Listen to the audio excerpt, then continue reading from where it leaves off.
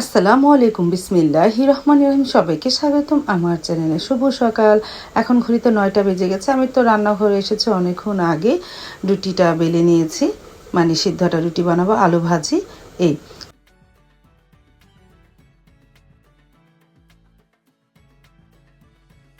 নাস্তাটা হয়ে যাওয়ার পর প্রথমে মাকে দিলাম, মাকে দিয়ে আসি। তারপরে এই যে দেখো ফুলকো ফুলকো ফোলা ফোলা রুটি হচ্ছে, এটাই শেষ রুটি। তারপর মাকে নাস্তা দেয়, মা খেয়ে নেবে না, আর তারপর আমিও খেয়ে নেবো না। সাদুল বাবা অবশ্য একটু বাজারে গিয়েছে, সে বলতেছে আমি রুটি খাবো না, একটু চাই খাবো।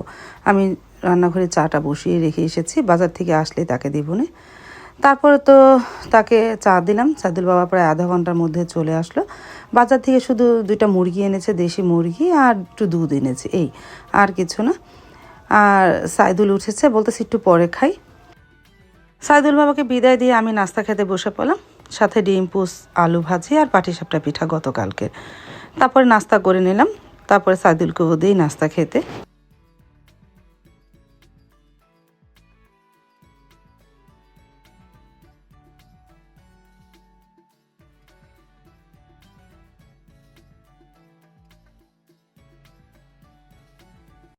তারপর আধা ঘন্টা পর সাইদুলকে নাস্তা দিলাম, ডিম পোস করেছি, এই যে রুটি, আলু ভাজি আর পাটিসাপটা পিঠা। ও বলতেছে সকাল হালকা নাস্তায় দিও।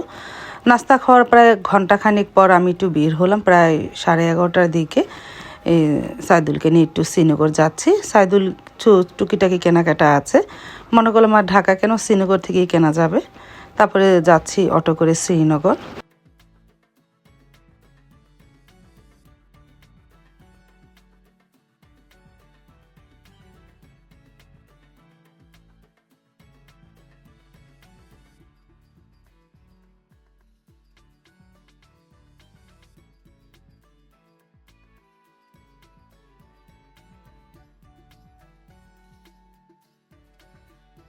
তারপর তো শ্রীনগর ঢুকে সাইদুলের জন্য বেলুন ফ্রি কিনলাম, এই যে দেখো সাইদুলের হাতে।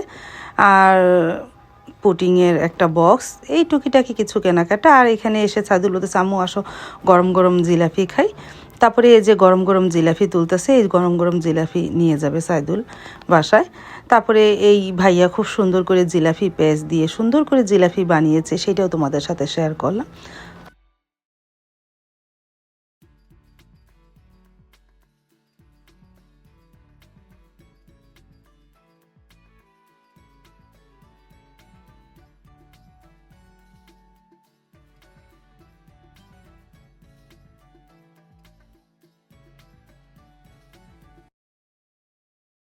তারপরে এই যে ভাইয়াটা খুব সুন্দর করে জিলাপি পেস্ট দিয়ে জিলাপি বানাচ্ছে।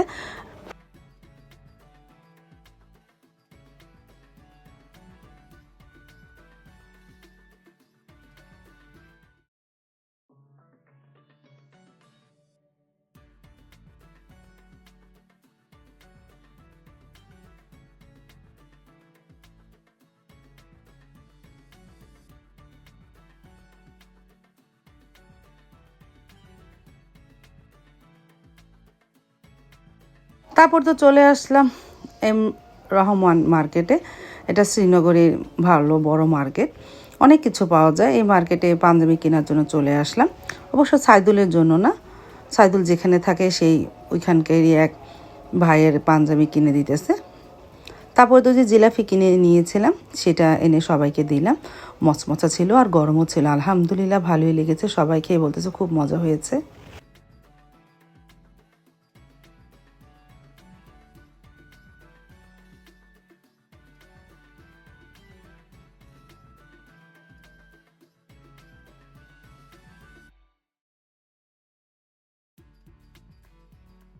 চলে আসলাম রান্নাঘরে, আস্তে আস্তে প্রায় 1টা বেজে গেছে, প্রায় 1:30টা বাজে রান্নাঘরে চলে আসলাম। মশলাটা কষানো হচ্ছে আর পাশে চুলা ভাতও বসিয়ে দিয়েছি। মশলা কষানো শেষ, এখন দেশি মুরগিটা দিয়ে দিই। সাথে পেঁপে দিয়ে ঝোল করবো আজকে, দেশি মুরগির ঝোল পেঁপে আলু দিয়ে।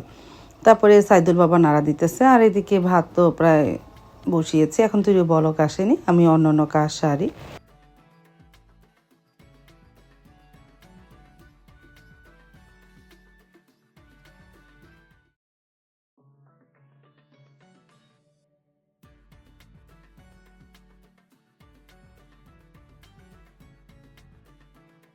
দুইটা মুরগি তো এনেছে, একটা রান্না করতেছি, পেঁপের ঝোল করবো, আরেকটা দেখি কি করব, রেখে দেই এখন।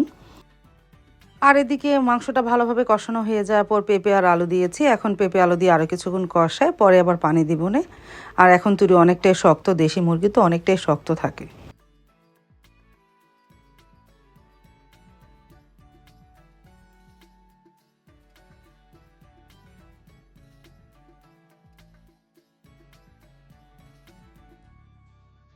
পাশের চুলায় মিষ্টি কুমড়োর পাতুরিটা বসিয়ে দিয়েছে, মানে মিষ্টি কুমড়োর ভাজি।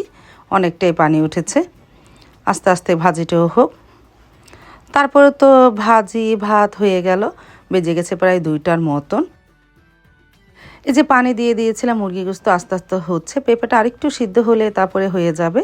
আলু সিদ্ধ হয়ে গেছে আর ঝোলটা প্রায় ঘন হয়ে গেছে, আরেকটু সিদ্ধ হোক।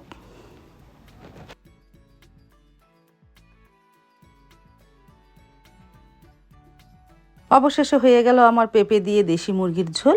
আমি এখন, সবাই তো খেতে বসে গেছে, তাড়াতাড়ি করে নিয়ে যাই ড্রয়িং রুমে, সবাই একসাথে বসে খেয়ে নেব না।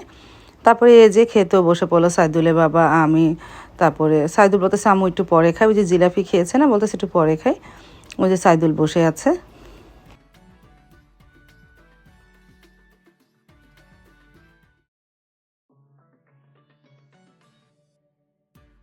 তারপর আমি খেতে বসে পড়লাম, মিষ্টি কুমড়োর ভাজি দিয়ে প্রথমে খেয়ে নিলাম, আলহামদুলিল্লাহ বিসমিল্লাহ বলে শুরু করেছিলাম।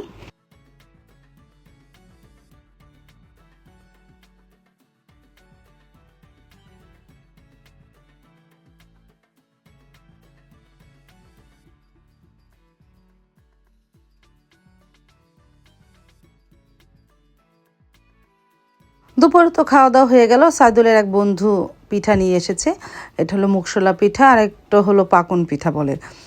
আমরা আমাদের এখানকার আমরা এটা ছোট ছোট কাটা পিঠা বলি, কিন্তু তারা পাকন পিঠা বলে। একেবারে গরম গরম পিঠা নিয়ে এসেছে, সবাই মিলে একটু একটু করে খেলাম। চলে আসলাম বিকাল দিক দিয়ে রান্নাঘরে, একটু পায়েস রান্না করতেছি সাইদুলের জন্য। সকাল তো দুধ এনেছিল, 2 কেজি দুধের পায়েস অল্প একটুই রান্না করলাম।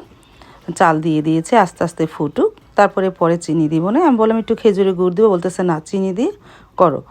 আর পাশের চুলে একটু গরম পানি করে নিতেছে মার জন্য। আর এই যে বাকি দুধ এখানে রাখলাম, দেখি কি পিঠা বানাই। অর্ধেকের বেশি কম নিয়েছি, আর 3 কেজি রেখে দিয়েছি, 2 কেজি নিয়েছি। আর এদিকে পেঁয়াজ চুলা নাই, পেঁয়াজটিও চুলে রাখি, তাহলে আমার কাজে অনেকটা সুবিধা হয়। তারপরে তো ওই পায়েস রান্না হয়ে যাওয়ার পর এখন আলু ভাজি আর মুরগি গোস্তটা বসিয়ে দিয়েছে। ওই যে দুপুরে দেখিয়েছিলাম না একটা মুরগি, এই যে একটা মুরগি আছে। সাইদুল বলতেছে আম্মু একটু সাদা পোলাও, মুরগি গোস্ত ঝোল ঝোল করে খাবে, লাল লাল ঝোল করে, সাথে আলুও দিলাম। আর বেগুন ভাজবো, আলু ভাজি আর মুরগি গোস্ত ভুনা লাল লাল করে, এইটা সাদা পোলাও দিয়ে খাবে। এই রান্না করতেছি।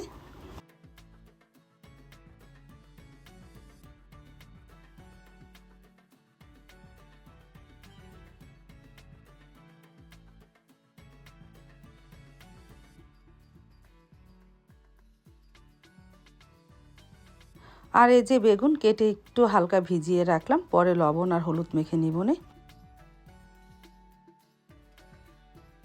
তারপর তো মুরগি গোস্ত রান্না হয়ে গেল, আলু ভাজি হয়ে গেল, আর এদিকে পোলাওর চালটা ধুয়ে নিয়েছি, পোলাওটাও বসিয়ে দে। তারপরে বেগুনটা ভেজে নেব নে আস্তে আস্তে। এখন পোলাওটা বসিয়ে দিই। আর এই যে বেগুন তো হলুদ মরিচ মেখে রেখেছি।